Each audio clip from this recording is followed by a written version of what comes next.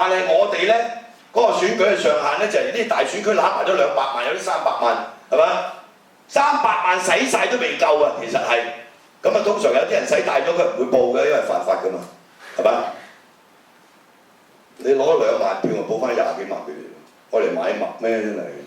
有啲真係2萬票當選嘅喎，梁美芬咪係咯。佢有一次話我陀衰咗佢啲立法會議員，俾我鬧佢嘛，佢議事規則委員會㗎，而家呢啲人社民連呢種做法啦，我落到去區度啲選民同我講啊，真係好難接受我哋啲立法會議員咁樣啊，真係令到立法會形象受損。我話鼠黃芬你有幾多票咧？大家都九龍西，係咪？你攞個19000票，我多你2萬票，你同我鬥大。我嗰3萬幾選民支持我掟蕉啊，大佬！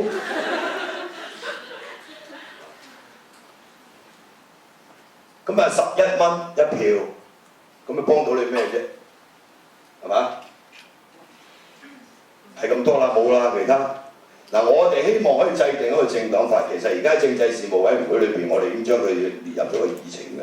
即係我而家喺立法會亦都係政制事務委員會嘅委員。咁我哋都 set 咗個 agenda，就係要傾呢個政黨法。政黨法就會包括其他啲法例，政治捐獻法，啲政治捐款點樣嚟？要申報，係嘛？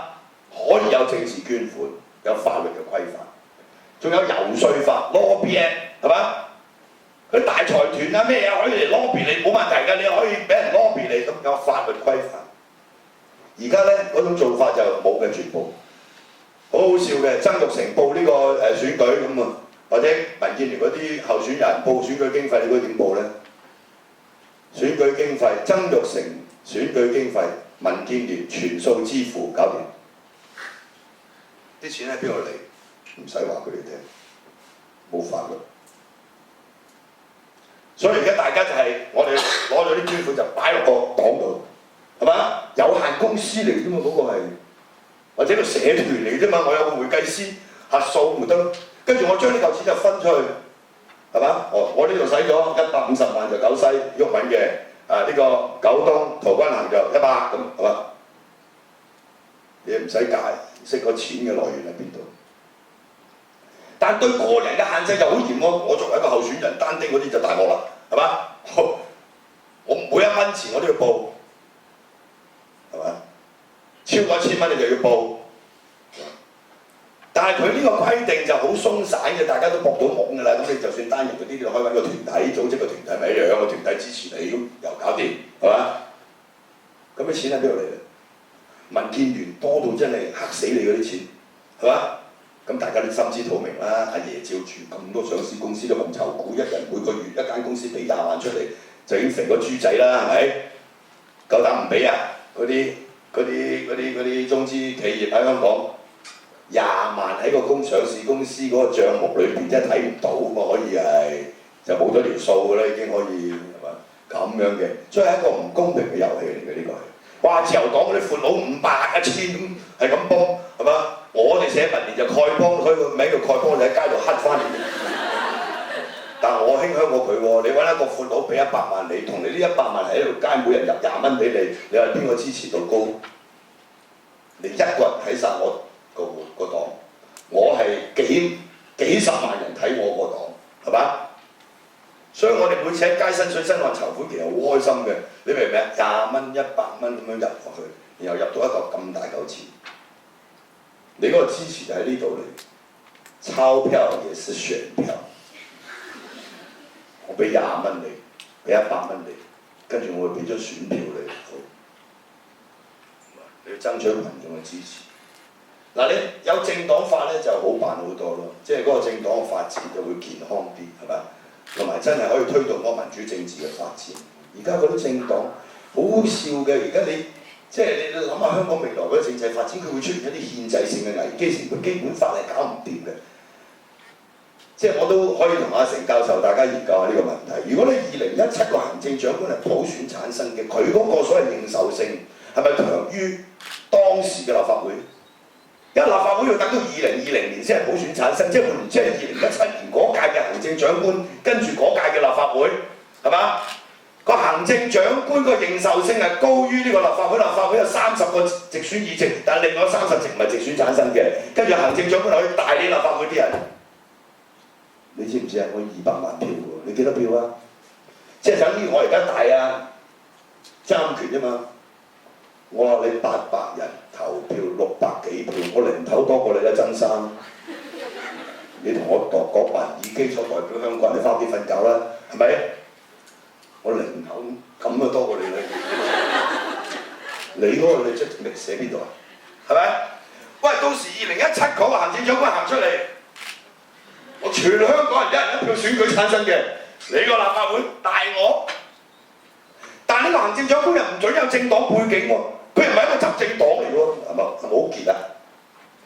即係你會出現一啲好古怪嘅，即係所以呢個基本法係好粗糙嘅。你會修改基本法，你係唔會出現一種憲制危機啊？但係個立法機關按照基本法佢去罷免呢個行政長官，喂，你一個得一半直選嘅立法機關，你憑乜嘢罷免一個全民直選嘅行政長官呢？係咪你兩個機構唔係同，即係個政府同個立法機關唔係同步直選產生嘅？你幾大鑊你話？嗰幾年點搞？冇人諗呢啲問題，我嗰日同阿林瑞麟講，佢話冇問題，我你就覺得冇問題啦，阿公公係咪？我就覺得有問題啦，係嘛？喂，咁我哋讀啲政治白讀㗎，係咪？我哋觀察香港嘅政治發展20幾年，寫咗咁多文，嗰啲文白寫㗎，係咪先？所以即係大家睇到即係未來嗰個情況就好古怪㗎啦，會係嘛？呢個行政長官規定又冇政黨背景嘅，跟住而家有部長制喎、問責制喎，佢委任一個外國喎，有個班子喎，咁你即係算係乜啫？而家係嘛？所以政黨嘅作用係好大嘅，係嘛？你而家政府成日喺度怨我立法會冇票，其實佢有好多票喎。你睇每年嘅平反6·4動議好好笑嘅喎，你喺個議事廳冇人，佢得民主派度口噏噏講翻10年前講嗰啲嘢，20年前嗰啲年都講嗰啲嘢啦，係咪？咁跟住嗰班咁嘅保皇黨就出咗去前廳去打電話啊，約人食飯啊，到夠鐘投票咪翻嚟撲晒人哋投反對票。嗰日我咪喺度鬧咯，嗰日我用普通話7分鐘鬧到佢趴喺度，咁咪人嚟嘅呢班。你同我辯論啊嘛，大佬，你話唔應該平反6·4，咁你同我辯論咪得咯？你又唔同我辯論，跟住翻嚟投反對票，你咁賤格都有嘅。香港就係咁噶嘛，我哋有好多議案咩？喂，我哋有23個泛民主派，其中19個係直選產生嘅，佔咗成個直選，即係話30席裏邊，我哋19席2/3，我哋攞嘅選票60%，但係呢60%嘅投票意向咧，係可以俾嗰扎咁嘅頭先我講嗰啲半數功能組別，由公司票團體票選出嚟否決咗你。呢種咁嘅制度，如果再維持落去，就好結㗎嘛，係嘛？所以好多人唔明呢個道理，成日喺度鬧我哋搞咩啊？你哋係咪？話唔搞點得啊？嗰日詹培忠話叫我哋後果自負，我話係咪攞啲坦克車入嚟咧？我話後果自負，哇！真係唔知醜到極。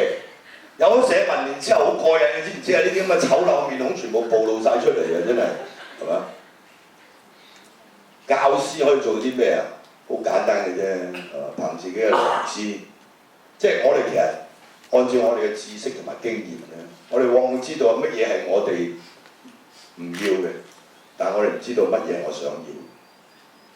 但係你加多樣，除咗知識經驗，加埋個良知，你就知道乜嘢係你唔想要，乜嘢係你想要。如果你單憑知識同經驗，你只會知道乜嘢係我唔要嘅，但係你唔知道乜嘢係你所要。喺香港呢個咁嘅環境，啲教師壓力又大，係嘛？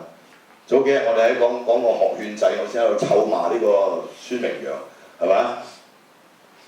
我又講緊幼兒教育，連人哋澳門喺呢個年度開始啊，都全部免費啦，大佬！